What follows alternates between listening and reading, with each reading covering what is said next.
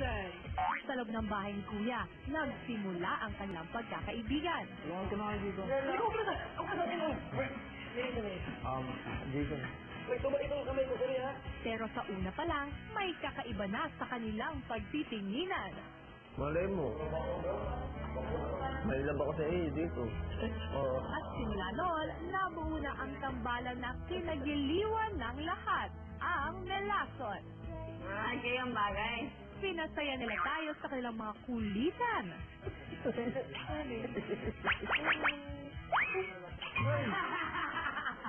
Nalulungkot tayo kapag sila'y nagkakahiwalay. Tanong-tanongin ako si Big Brother. Ayoko sabihin sa kanya. Narinig na ako. Ayoko sabihin sa kanya.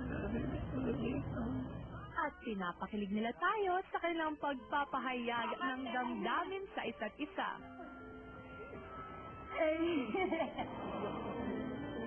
Bakit ka nagdadrama ng ganito? Dahil... Ano? Andres! Dahil malaga ka sa akin.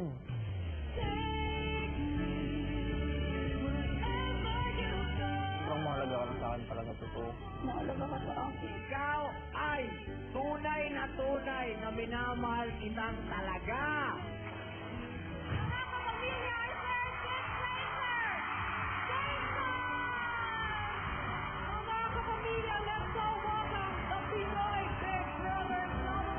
Tapos na nga ang Pinoy Big Brother Double Up. Pero ang malaking katanungan sa lahat, ano na ang mangyayari sa love story ng Melason?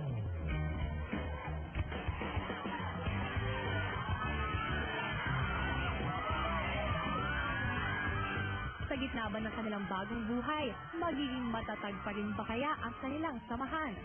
Hindi ako maniwala mo kung saan ang babae ko. Maniwala ka na ngayon! Mag-isip na lang lang.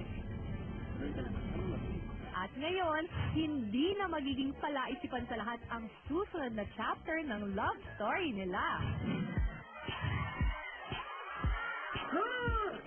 Sa loob ng 5 linggo ay makakapiling pa rin natin sila.